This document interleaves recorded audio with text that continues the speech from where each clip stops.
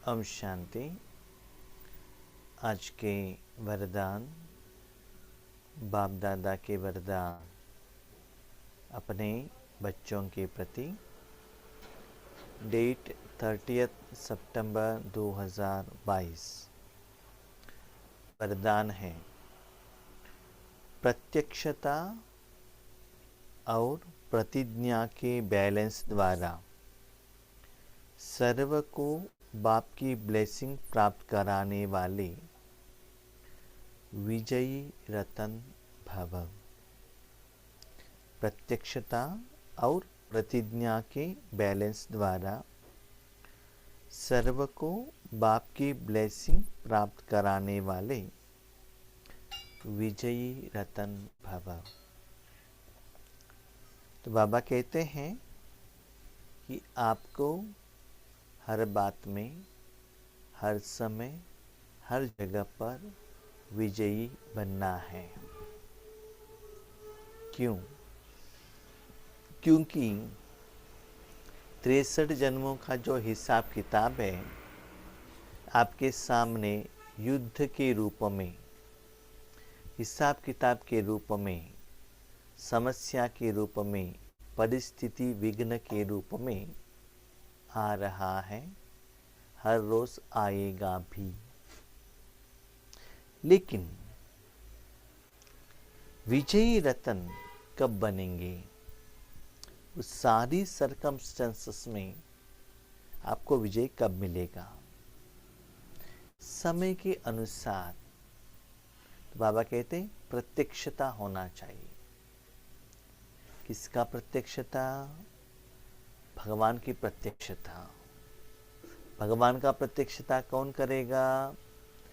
भगवान ही कर सकता है और कोई नहीं कर सकता है।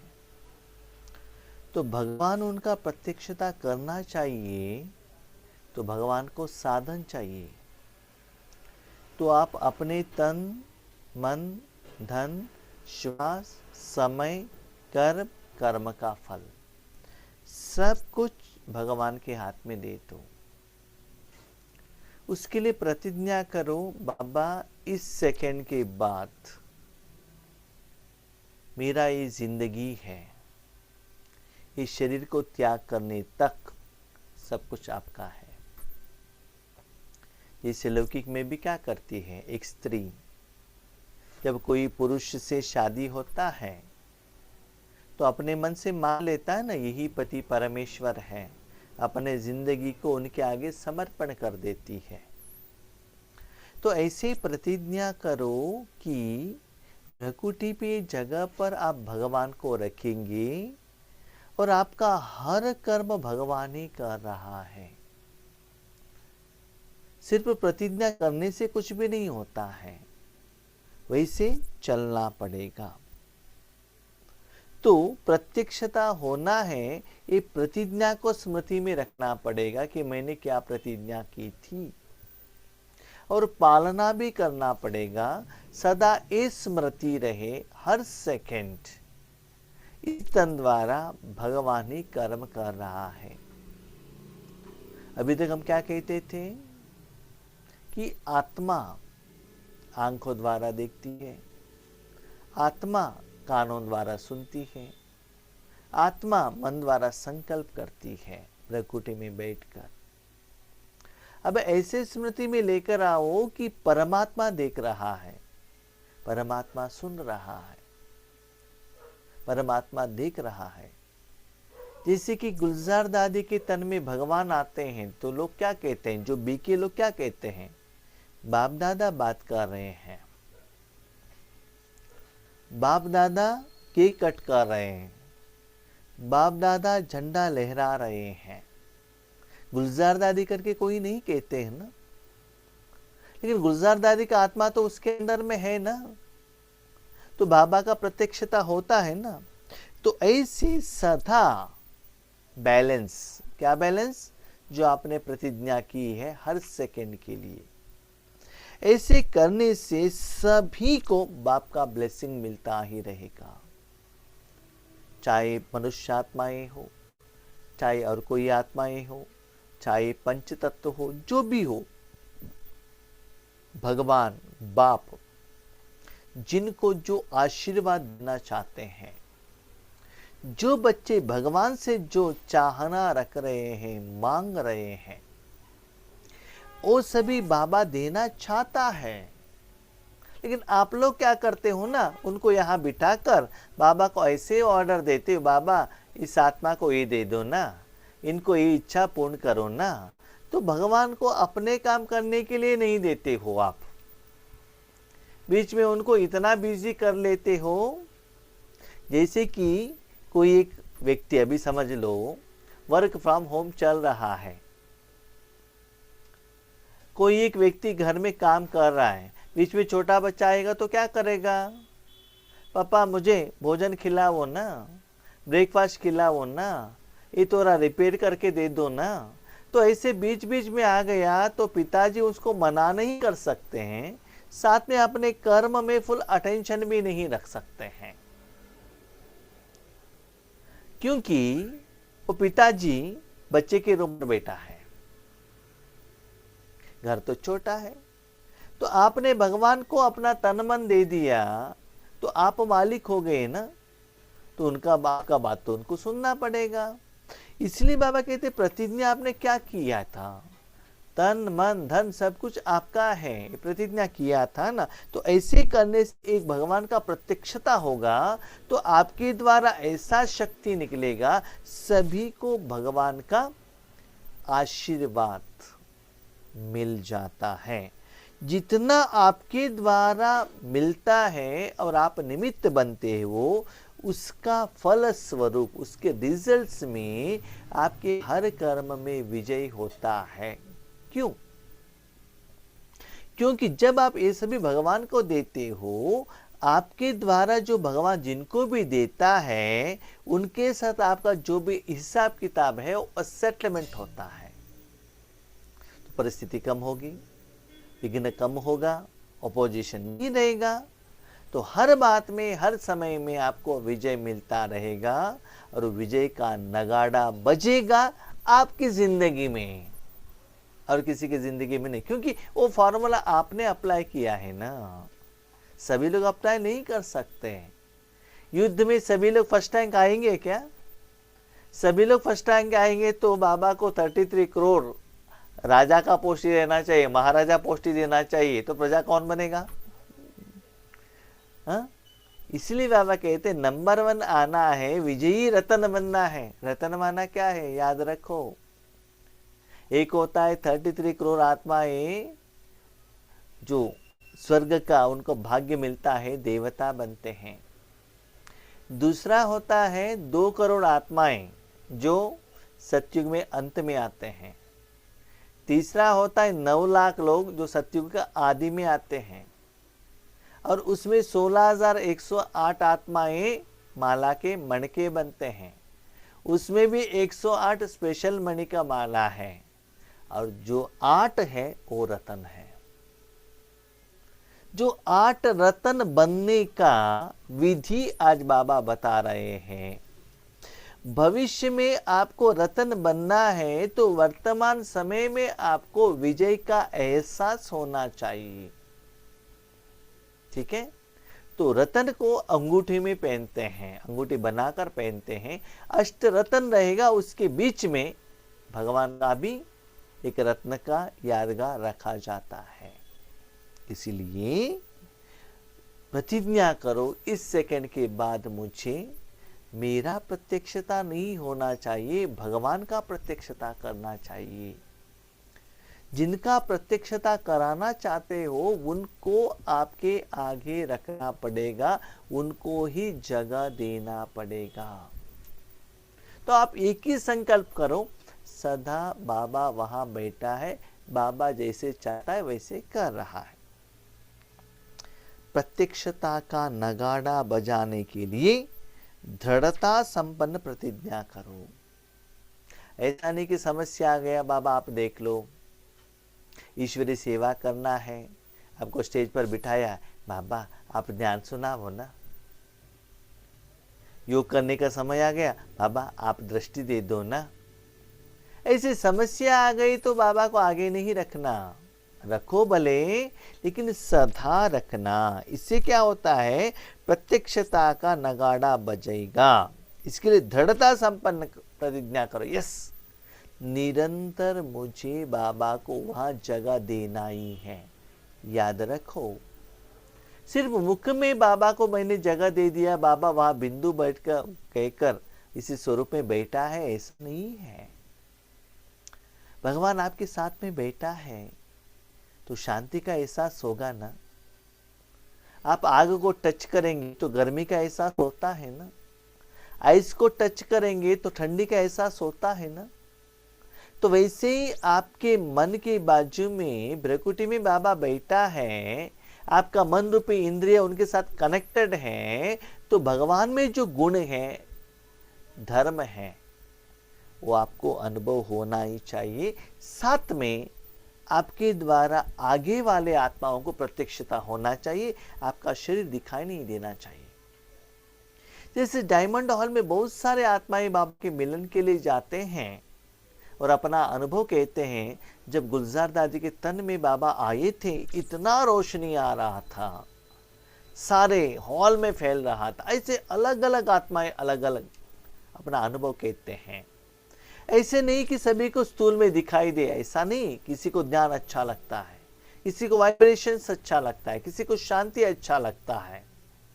तो किसी न किसी रूप में भगवान उस आत्माओं को अपना एहसास प्रत्यक्षता द्वारा कराई देता है कि किस आत्मा को क्या देना चाहिए, बाबा जानता है।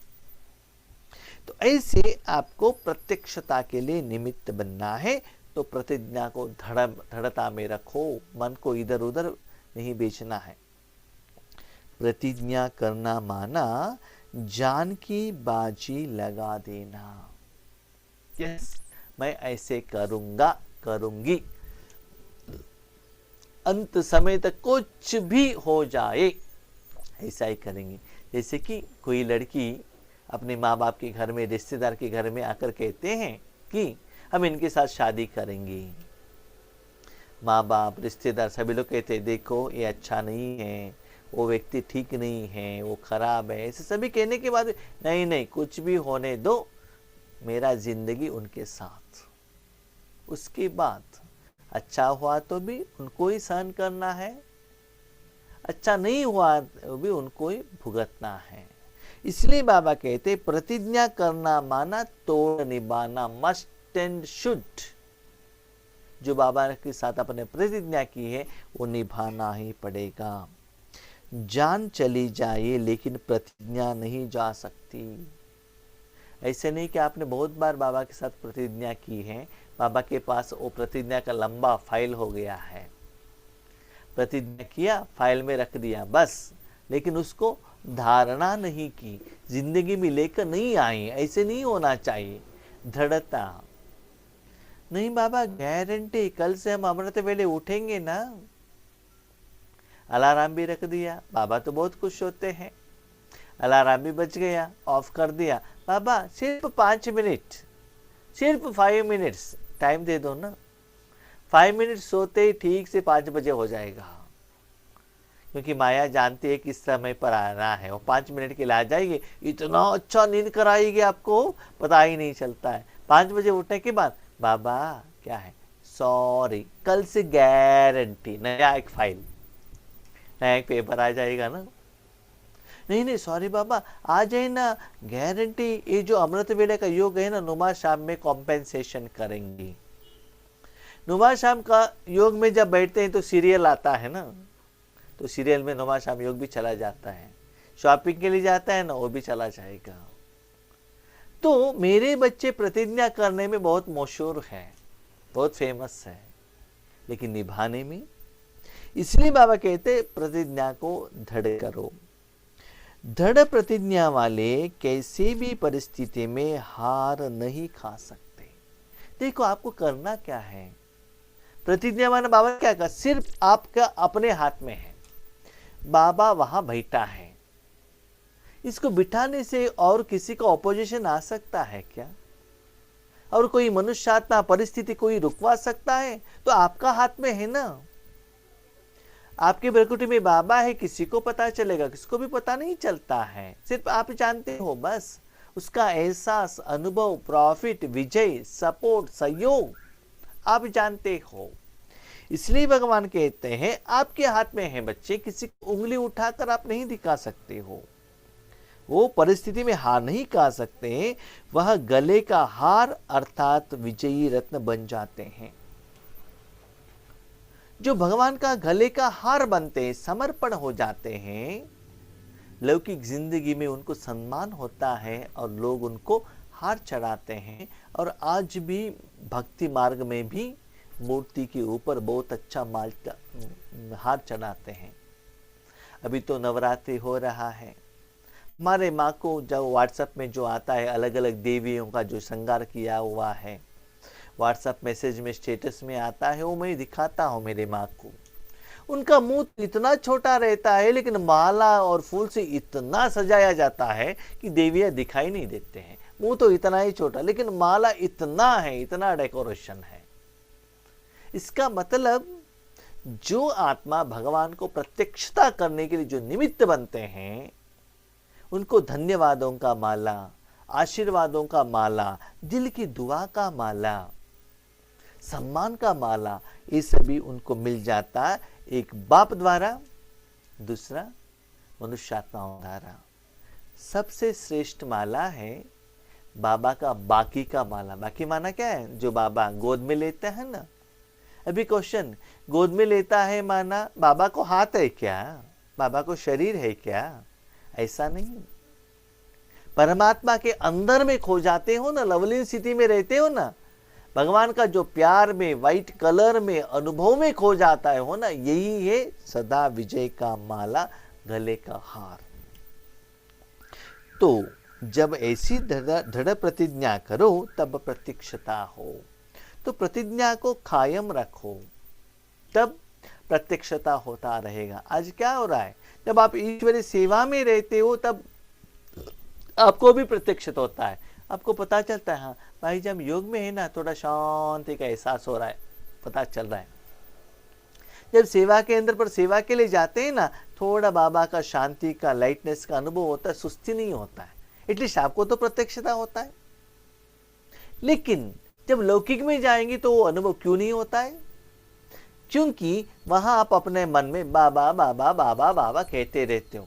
लौकिक में आने से पति, बच्चे, भोजन, पैसा ये होता है ना, शरीर के साथ कनेक्शन हो जाता है। इसलिए जो अनुभव होना चाहिए लाइटनेस का, वो नहीं होता है। इसलिए दृढ़ प्रतिज्ञा करो, कुछ भी हो जाए भगवान को उस सीट से हम नीचे नहीं उतारेंगे। भगवान वहां रहना ही चाहिए। कोई अभी देखो, कोई छोटे बच्चों के हाथ में कुछ दे दो ना, मोबाइल ऐसे पकड़ कर बैठेगा, रात के नींद में भी वो उसके हाथ से आपके हाथ में नहीं देगा, वो ऐसे बांध के रखेगा ना। अभी देखो, चाहिए तो आप देख लो, एक छोटे बच्चा है जो माँ के गोद में सोया हुआ है, उनको आधा नींद आया है, ठीक है, आप उठा के उनको और किसी के गोद में दे दो, वो रोने लगता है। जब माँ उनको उठाती है तो क्या करता है? वो रोना बंद करता है ना। तो वैसे ही बाबा कहता है, बाबा के साथ ऐसे जोड़ के रखना, बाबा को कभी भी आपसे अलग मत करना। प्रत्यक्षता और प्रतिज्ञा। प्रतिज्ञा क्या है? बाबा को मैंने जगह दी है, बाबा सब कुछ कर रहा है, ये है प्रतिज्ञा। उसके आधार पर जितना आप प्रतिज्ञा में पक्का रहेंगे, उतना आपके द्वारा बाबा प्रत्यक्षता कराएगा। याद रखो, अभी प्रत्यक्षता का समय आया है, आपका प्रत्यक्षता नहीं। भगवान ने आपके प्रत्यक्षता सत्य को त्रेता युग में कराया, मूर्ति के रूप में कराया, लेकिन लोगों ने एक्सेप्ट नहीं किया। अभी भगवान का प्रत्यक्षता चाहिए तो सिर्फ वहां भगवान ही रहना चाहिए और कोई नहीं चाहिए। कभी कभी गवर्नमेंट में क्या होता है ना, जो दुनिया में प्रॉब्लम होता है तो स्ट्राइक करते हैं, वो कहते हैं आप आने से नहीं होता है, चीफ मिनिस्टर को ही भेजो, जो है उनको ही भेजो, तभी हम स्ट्राइक स्टॉप करेंगे। तो अभी लोग देवात्मा को नहीं मान रहे हैं, धर्मात्मा को नहीं मान रहे हैं, साधु सन्यासी उनको नहीं चाहिए, उनको मूर्ति नहीं चाहिए, उनको डायरेक्ट भगवान चाहिए। वो चाहना रख रहे हैं, इसीलिए याद रखो, लोगों को आपका ज्ञान नहीं चाहिए, आपका परिवर्तन नहीं चाहिए। फाइनल डायरेक्ट भगवान को ही आकर उनके आगे खड़ा रहना चाहिए। आप क्या करते हो? भगवान से शक्ति लेकर दुनिया को दे रहे हो, भगवान का ज्ञान लेकर दुनिया को ज्ञान सुना रहे हो, टोली बनाकर लेकर आके घर में बांट रहे हो, माउंट आबू से तोशा लेकर आके प्रसाद के रूप में बांट रहे हो, गिफ्ट बांट रहे हो। लेकिन आज क्या चाहिए?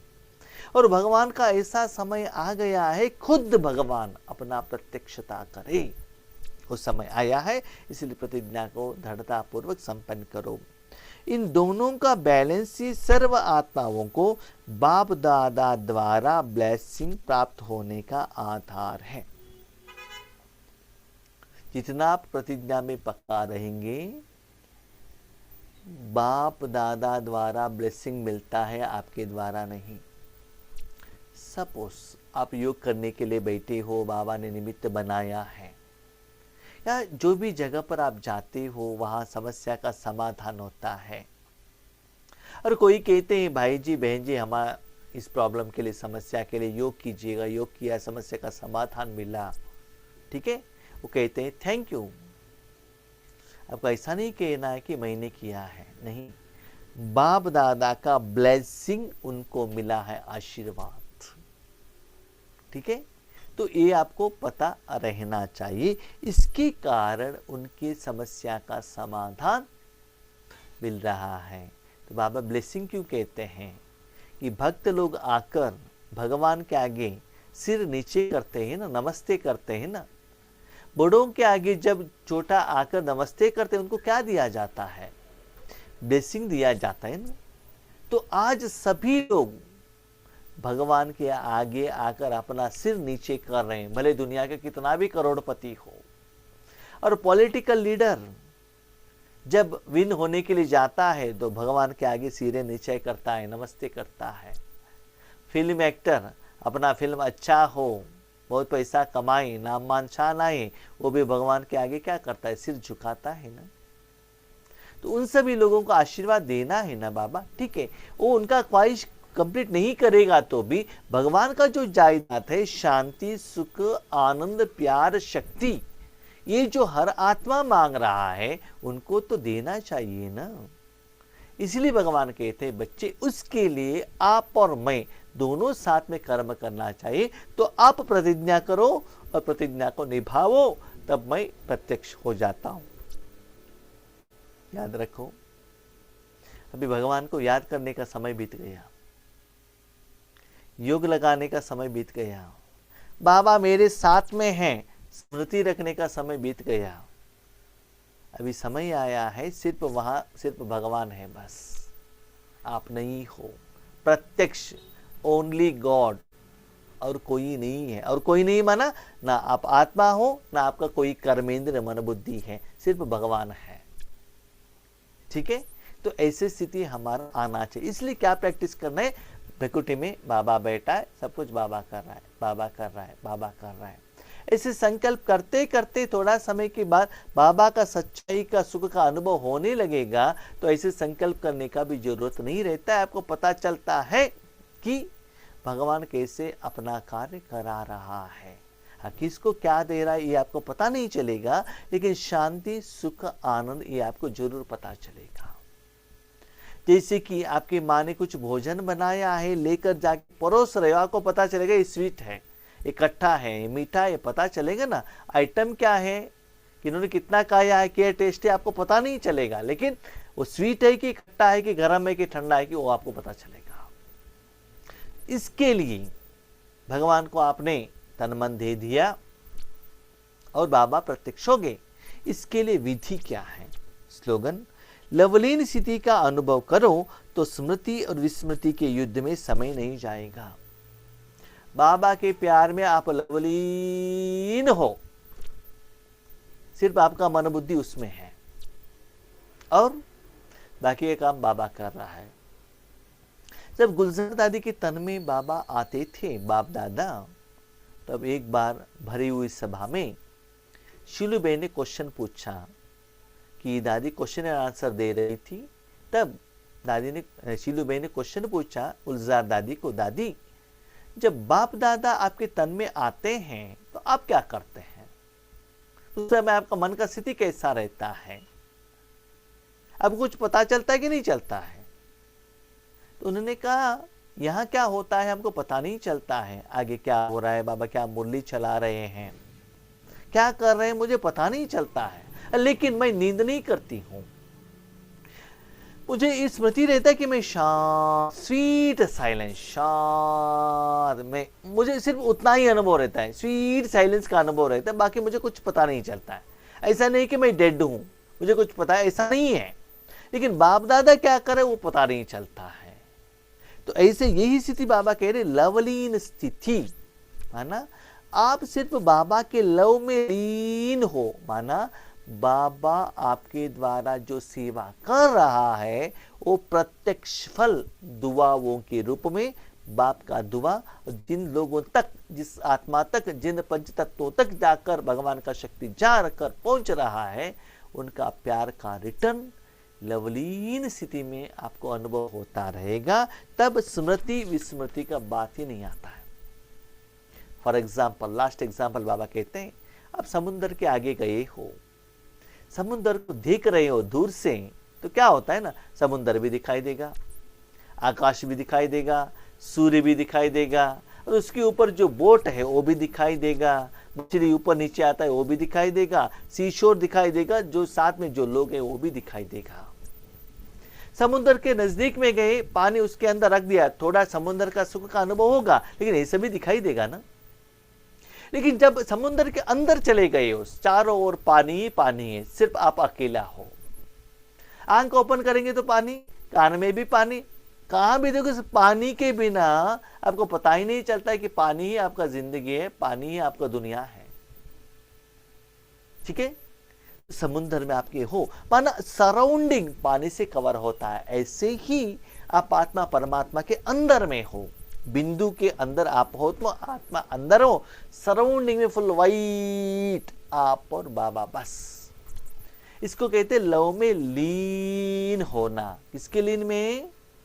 लव, भगवान के लव में लीन होना।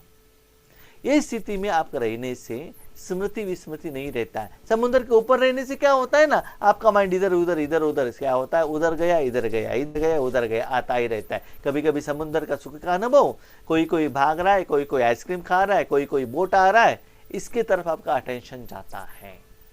इसीलिए सिर्फ आप लवलीन स्थिति में रहो, बाकी का प्रत्यक्षता का काम मैं करता हूं, वो जिम्मेदारी मुझे दे दो, ऐसे प्रतिज्ञा को अपने जिंदगी में कार्य में लेकर आओ। ये बाबा कह रहे हैं, जरूर हमको कल ये धारणा करना है। ठीक है, अच्छा, ओम शांति।